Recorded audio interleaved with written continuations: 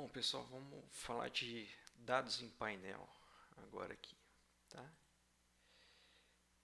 Deixa eu voltar antes aqui, ó. Aí tem, em especial, tem o Bruno aqui perguntando que livro. Ele estava acrescentando a explicação dos dados empilhados. É uma alternativa para os dados em painel e tal, tal, tal. Tá, eu vou falar agora, mas já vou adiantar aqui para o Bruno. Ele está pedindo uma referência.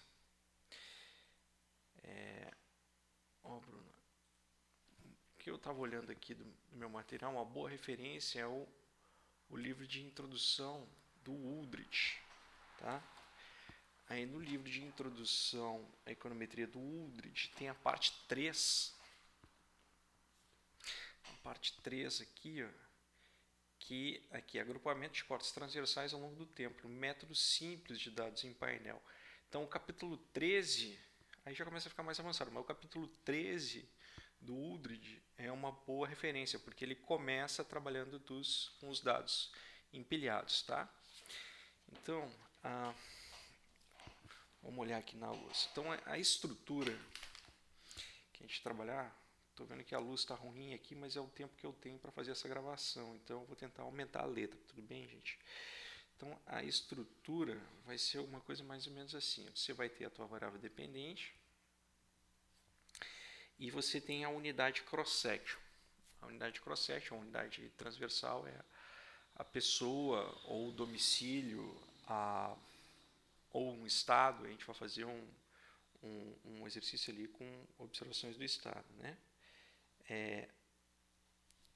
E você observa essa pessoa mais de um ponto do tempo, tá? Aí você vai ter um teu intercepto, teu parâmetro linear, e aqui você vai ter o teu parâmetro angular. Você vai ter a variável explicativa da pessoa I, da unidade I, que você observa no período T. E aqui, ó, você vai ter o termo de erro, IT. Tá? Então, voltando o exemplo do último vídeo, para a equação de Mincer, isso aqui pode ser o ln do salário, aqui pode ser educação, a variável de educação, né? E aqui são todas as coisas que você observa que, inclusive, pode estar aqui dentro a habilidade, tá? E aí, então, você tem observações I, que se chama de unidades cross-section, unidades transversais, N observações, e você observa elas uma, duas, T vezes no tempo, né? Então, o que acontece é o seguinte, ó, que respondendo a dúvida do Bruno é um modelo de dados empilhados. Na realidade, você observa N pessoas em cada período T, que é numa PNAD. Na PNAD você não consegue observar a mesma pessoa, pelo menos nas PNADs antigas, né, que é a pergunta dele, em períodos diferentes. Tá? Então, você tem você não observa na realidade, a mesma pessoa em T períodos, mas você observa NT pessoas para a PNAD do ano, sei lá, 97. E depois você observa I igual a alguma coisa do tipo aqui, 97. 1, 2, até a enésima PNAD na PNAD 98. Então esse N aqui, ó, pode ser alguma coisa tipo 100 mil, uma PNAD, aqui pode ser 150 mil na outra PNAD. Só que você não observa a mesma pessoa, né, em 97 e 98, né? Então o que acontece? Quando você empilhar essas coisas, você vai fazer, na realidade, você vai fazer um OLS. Só que você pode acrescentar dummies de tempo aqui, dummies para 97, dummies para 98. Então é bem simples um modelo de dados empilhados, que é como começa a discussão aqui no livro do Udrich. Então nada mais é do que um OLS onde você está controlando por períodos de tempo através de dummies. Mas isso não é a essência dos dados em painel que a gente está procurando, porque na realidade a motivação dos dados em painel é resolver o problema de endogeneidade, tá? Porque aqui dentro a gente tem a variável que é a habilidade, e a habilidade provavelmente está relacionada com educação, e se tu rodar isso aqui por OLS, você provavelmente vai ter um viés, talvez até significativo, no beta 2, que é quem você quer estimar, né? O efeito da escolaridade no salário. Então, o que acontece? Se você observa isso aqui muitas vezes ao longo do tempo, a mesma pessoa várias vezes ao longo do tempo, você pode decompor o IT em uma idiosincrasia da pessoa, um CI, mais um VIT. Esse cara aqui é o erro, chama isso aqui de erro específico, ou um outro tipo de erro, chama isso aqui de erro 2. E vou chamar isso aqui de erro 2, vou chamar isso aqui de erro 1. Tá? O erro 1 é se você desconsiderar a idiosincrasia que é constante da pessoa ao longo do tempo. Isso aqui é a idiosincrasia. A idiosincrasia, por exemplo, pode ser a habilidade da pessoa, se a habilidade não muda ao longo do tempo. Tá? Então, pensa isso aqui então como um painel, como um sistema. Tá? Pensar isso aqui como um sistema. Então, você vai ter a pessoa 1 observada no período 1. A pessoa 1 observada no período 1, o modelo vai ser beta 1 mais beta 2, o nível de escolaridade que a pessoa 1 tem no período 1. Mas, aproveitando ali o painel, a idiosincrasia ou o nível de habilidade dessa pessoa, mais um termo de erro, outro aqui residual, 1 do período 1. Aí você vai ter a pessoa 1 observada no período 2.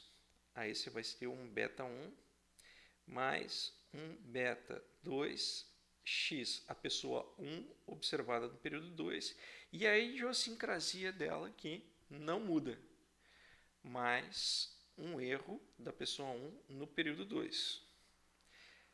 Vamos considerar só t igual a 2, só para facilitar, tá? Então, no próximo bloco de linhas, o que você vai ter? Você vai ter o salário da pessoa 2 no período 1. E aí, então, você vai ter um beta 1 mais um beta 2, o nível de escolaridade que essa pessoa 2 tinha no período 1, mais a idiosincrasia dela, o nível de habilidade dela, que supostamente não muda entre os períodos 1 e 2, tá? Mais o erro relativo à pessoa 2 no período 1. E aí, então, aqui você vai ter essa pessoa 2, você observa também ela no período 2, que você vai ter um beta 1 mais um beta 2 x 2, 2, e a idiosincrasia dela mais V2, 2. E aí, então, isso aqui vai seguir adiante, né? Vai seguir adiante até você chegar na enésima pessoa. Então, você tem a enésima pessoa, enésima unidade transversal, que é observada no período 1, e você vai ter um beta 1 mais um beta 2, o x da enésima pessoa, observado no período 1, a idiosincrasia da enésima pessoa, o erro da enésima pessoa no período 1, e você vai ter o yn2, que vai ser igual a um beta 1 mais um beta 2 x n2 mais a idiosincrasia da enésima pessoa mais vn2. Então, o sistema que você está trabalhando é esse daqui. Ó. Então, perceba, antes ali no vídeo anterior que eu falei de variáveis instrumentais, o problema era que o xi estava relacionado com alguma coisa dentro do i, que pode ser essa constante, pode ser essa idiosincrasia. Se tu observar a mesma pessoa em 2 ou mais pontos do tempo, você pode acreditar que tem essa característica dela que se mantém constante, pelo menos em períodos próximos, né? E aí, então, você teria como resolver de forma simples, a endogeneidade, né? Por quê? Porque olha para o lado agora como é que fica esse sistema. Tá? Vamos escrever o mesmo sistema. Deixa eu puxar um pouco mais para cá. Ó. Vou escrever o sistema aqui do ladinho. Olha só. Se você vou chamar aqui de y barra 1, eu vou chamar da média do salário da pessoa 1 no período 1 e no período 2 em relação a 2. Tá?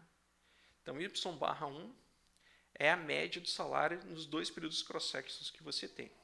Tá? Então, olha só, esse mesmo sistema que a gente escreveu desse lado, a gente pode escrever assim. Ó. A gente pode escrever ele assim. Y11 menos y barra 1 vai ser quem? Vai ser, como isso aqui é uma soma, essas médias vão estar relacionadas em cada uma das somas. Então, você vai ter beta 1 menos a média do beta 1 entre os 2 períodos, que vai ser beta 1. Mas, aí você vai ter o beta 2 e fica em evidência aqui ó, o x11 menos o x barra 1. Tá? Aí você vai ficar com quem? Mais o C1 menos a média do C1 entre os 2 períodos. Mas se ele é constante, esse cara vai ser o próprio C1. E você vai ficar com o V11 menos a média do erro entre 2 períodos. Ora, mas por construção, a média do erro é 0. Isso é uma das hipóteses, nem é uma hipótese, é por construção isso aqui, a média do erro sempre vai ser 0. Tá? Então, o que acontece? Esse beta aqui, esse intercepto, ó, ele vai embora. Ele vai embora aqui. E essa constante ela vai embora aqui. Ó.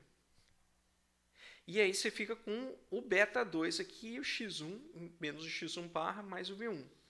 Então, esse teu sistema, ele fica com uma variável dependente, que é y1 menos y1 barra igual a beta 2 x11 menos x1 barra mais v11.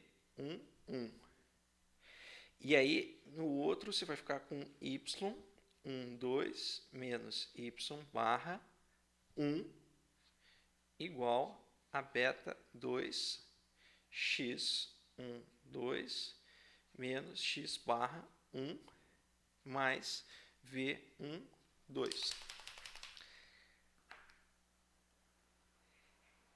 Então, perceba, isso daqui, ó, essas duas linhas aqui acima do pontilhado, são exatamente iguais a essas duas linhas do pontilhado. Só o que você está fazendo é descontando cada uma das linhas da média entre elas duas. E a mesma coisa vai ficar embaixo. Você vai ficar com y21 menos y barra agora para o 2. E você vai ficar com o beta 2 x21 menos o x barra para o 2 mais o v do 2 para o período 1. E você vai ficar aqui com o y do 2 para o período 2 menos o y barra para o 2. E aqui você vai ficar com beta 2 x22 menos x barra 2 mais o v22. Aqui continua para todos eles e a mesma coisa vai acontecer até o enésimo. Então, você vai ficar com yn1 menos o y barra para o n igual a um beta 2, o xn para o 1 menos o x barra do n mais v do enésimo para o 1 e aqui você vai ficar com enésimo período 2 menos y barra n igual beta 2 do xn para o período 2 menos x barra n mais o vn para o período 2. Então, perceba, esse sistema é exatamente igual a esse sistema. Só o que você está fazendo é descontando ele da média entre cada um dos cross-section. O que só é possível fazer porque você está observando t em 2 períodos. Você podia estar fazendo com qualquer período t maior do que 1. Né? Aqui no exemplo a gente está fazendo com um período. Então, olha o que esse truque tem de bonito. Tem de bonito que o beta 2 está aqui, o beta 2 está aqui, o beta 2 está aqui, o beta 2 está aqui, o beta 2 está aqui, o beta 2 está aqui. E é o mesmo beta 2 que está aqui, que está aqui, que está aqui, que está aqui, que está aqui, que está aqui. Mas o problema é que se a gente estimar isso daqui por OLS, né, a gente vai ter muitas constantes aqui para estimar, então você vai ter um número de parâmetros muito grande. Né? Então isso aqui pode ser computacionalmente difícil de fazer. Por outro lado, se tu aplicar o OLS no modelo básico, você já sabe que você está enviesando esse cara. A gente viu isso no exercício passado.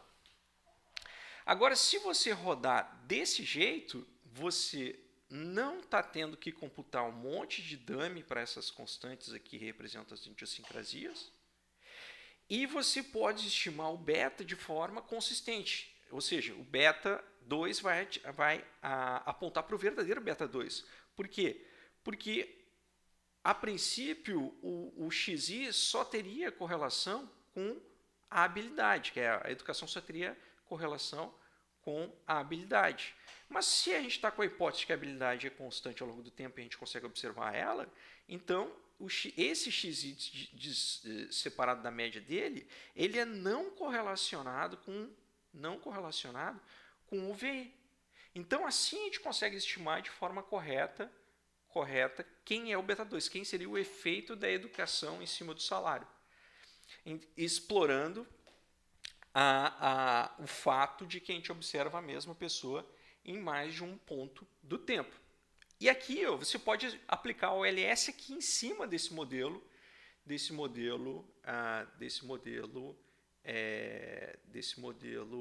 transformado. Tá?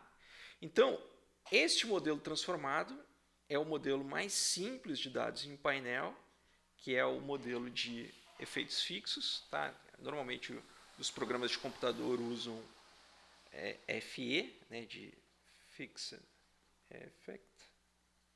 Tá? E descontado da média, porque dentro do efeito fixo você pode também fazer variações de um período para o outro ou da média. Então, esse daqui é o between. Tá? Mas a maioria dos programas de computador usa só esse FE. Então, é esse modelinho que a gente vai ver agora no Stata. Tá bom? Vamos ver como é que faz. Para fazer isso, então, deixa eu baixar aqui. Tá, então, o Bruno já foi. Deixa eu fechar isso daqui, que era o que eu estava fazendo. E vamos lá na nossa página do Moodle. Tá? Então, na nossa página do Moodle, vocês vão até o... tem bastante coisa aqui, já estou até perdido. Tá aqui, ó. Então, baixa esse Excel aqui, ó, de exercício X de painel.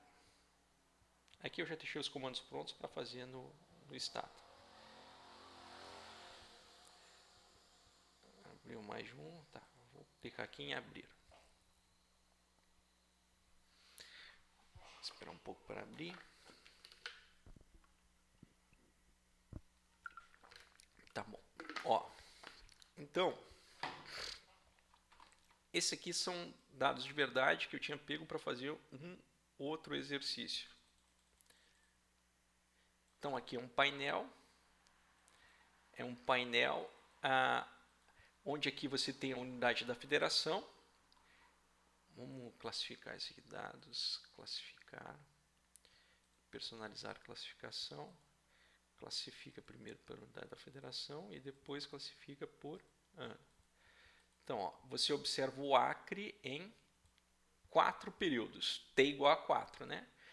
2010, 2011 até 2013. Você tem o PIB per capita dele e aqui você tem consumo de energia elétrica, tá? Tem uma lógica aqui por trás desse exercício, tá? Então, que também está no livro do Uldrich, que normalmente você quer estimar, você usa o consumo de energia elétrica como uma proxy para consumo de capital, né? Porque quanto mais energia elétrica, supostamente mais capital você está consumindo, e o PIB é o produto. Se você fizer os dois per capita, seria equivalente a você estar estimando uma Cobb-Douglas, tá? Então, no Gujarati também tem esse exercício. Eu não vou me ater a essa parte do exercício, porque a brincadeira é explicar dados em painel para efeito fixo, tá? Então, mais do que PIB per capita em energia elétrica, o exercício original ali, ele trabalha com o LN do PIB, o LN do PIB per capita e o LN do consumo de energia elétrica. Então, você simplesmente vai colocar aqui LN do PIB e pode colocar umas poucas casas decimais aqui, né? Você está dando uma suavizada. E a mesma coisa aqui para o LN de energia elétrica. Tá? Aqui. Ó, tá? Deixa eu botar de ladinho aqui, ó, porque lembra que no Excel, para fazer o gráfico de dispersão é X e Y, né? Você tem a ordem das colunas. Inserir um gráfico de dispersão. Ó. Então você tem um modelo aqui que seria, se tu rodar só o OLS, você ia estar rodando a linha de tendência, exibindo no quadro. Você ia estar rodando esse modelo aqui. Você tem um intercept, você tem 1,1 ali, coisa e tal. Então, isso aqui seria uma elasticidade, né? Então, está dando muito próximo de 1 parâmetro angular, então para cada 1% de aumento de energia elétrica, de consumo de energia elétrica, você estaria aumentando em 1% o PIB dos estados ali, né? Essa é a lógica do exercício. Mas aquele 1% ele pode estar viesado, porque a gente não está considerando as idiosincrasias do Acre, de Alagoas, de cada uma delas, né? Porque existem outras coisas que explicam o PIB que não energia elétrica, por exemplo, o capital humano do lugar. Então, a gente está interessado em fazer um modelo que capta essas idiosincrasias. Então, o modelo que a gente acabou de fazer, o nosso Y, na realidade, nosso X, na realidade, nosso X é o X e Y, né? X e Y. Nosso X, então, ele vai ser o log da energia elétrica menos a média de cada um deles. Então, vai ser uma média Si, né? Então, você vai pegar entre os estados, entre as unidades da federação, função F4, né? Sempre que você achar essa unidade da federação aqui, que é o Acre, você vai tirar uma média do consumo de energia dele. Função F4, que isso aqui vai ficar travado. Pronto, essa aqui é a nossa variável dependente, né? Deixa eu voltar aqui. Está aqui, ó. Nossa variável dependente é xi menos a média de xi. Esse cara é a média si. Então, é o logaritmo do consumo de energia elétrica menos a média si do consumo de energia elétrica. É esse cara aqui. E aí você vai aplicar isso aqui para todos eles. Aqui está pegando a média si. E tem que fazer a mesma coisa para o y, né? Que é o que a gente fez ali na lousa. Só tenho que deslocar isso aqui para cá. E esse cara aqui vem para cá. Né? Pronto. Ó. Então, agora a gente tem aqui o nosso y grande ali do Excel são esses caras e o nosso x grande lá do Excel são esses caras. Então, quem é que você vai ter? vamos fazer o gráfico de dispersão. Inserir o gráfico de dispersão aqui e vamos aplicar. Pode fazer a regressão direta aqui, não tem problema. Exibir a equação. Pronto, tá aqui, ó. Lembra que antes tinha dado 1% mais ou menos? Agora, corrigindo pelas idiosincrasias, o beta vai para 1,52. Então, mais preciso seria dizer que para cada 1% de consumo de energia elétrica, você aumenta o PIB em 1,52. Então, o PIB per capita seria elástico em relação ao uso do capital. E percebe aqui que o intercepto deu 4 elevado na 10 na menos 16, o que faz todo sentido. Ele está me dizendo que o intercepto é 0, né? Que faz todo sentido, porque aqui, por construção, não tem intercepto isso daqui. Né? É 0. Muito bem. Então, vamos ver como é que isso aqui é feito no Stata. No Stata ele vai ter aqueles valorzinhos ali. Deixa eu abrir aqui o Stata. Abriu aqui o Stata. E vamos carregar a base de dados primeiro. Importar do Excel. Tem esse Excel resolvido aqui. Importar a primeira. Pronto. Ó. Então tem 4 variáveis, 108 observações. O que eu botei aqui? Eu botei aqui, a primeira coisa é porque a unidade da federação ela está string, né? Ela está escrita aqui. E para você declarar no Stata como é o painel, você tem que transformar o identificador da unidade cross-section em número. É por isso o primeiro comando. O primeiro comando é só para um encode, é para transformar. Ele vai pegar a unidade da federação e vai gerar um identificador que é um número. É simplesmente esse comando que está sendo feito aqui. Tá? Beleza. Aí então você pode vir direto, você pode digitar aqueles comandos que eu digitei ali no Moodle, ou você pode vir aqui. Ó, longitudinal, dados em painel. A primeira coisa é ele declarar o painel. Então você vai declarar quem é o identificador de cross-section, que é o ID, a variável de tempo, que é o ano, e você pode dizer que ela é anual. Beleza. Então está dizendo que você declarou aqui o painel. Então a próxima é você pode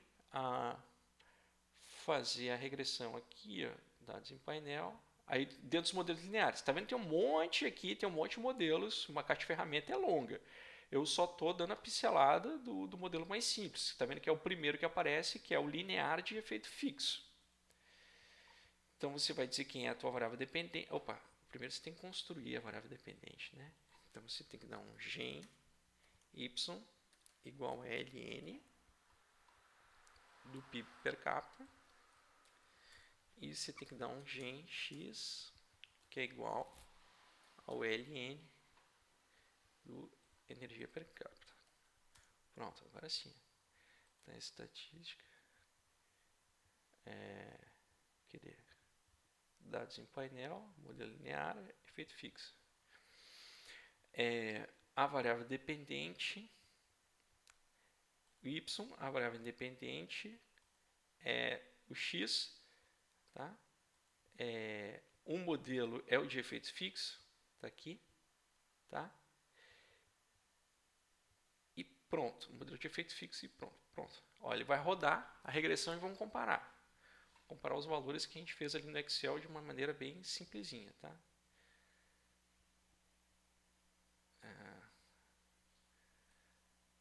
Ó, que deu do Excel, ó.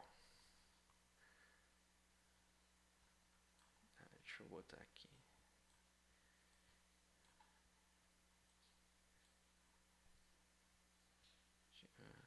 Diminuir esse zoom aqui, então. Onde é que ficou para aqui, ó. Então, ó, vamos pelo R2. O R2 5657 está aqui. Ó. Então, esses aqui são outros R2 auxiliares que são usados. Dentro dos crosshatches ou dentro das unidades de tempo. Mas o que interessa é esse within, que é o R2 normal. Ponto 57 bateu exatamente. Ó. Aí, então, deu 1.5274, é exatamente o que a gente fez, e sendo que aqui a gente colocou o termo constante, que deu 0. Ele não coloca, ele faz diferente, ele roda com um termo constante 0, tanto é que se você quiser desclicar isso, ele não deixa. Ó. Se tu vier aqui, o modelo linear, regressão... Ó, suprimir o termo constante, ele não deixa você habilitar, porque ele já suprime o termo constante. Aqui ele simplesmente te reporta a média da variável dependente. É alguma coisa que o programador aqui do Stata deixou. Mas isso aqui é simplesmente como você considerar 0 ele. Tá? Isso não faz diferença nenhuma. Tá?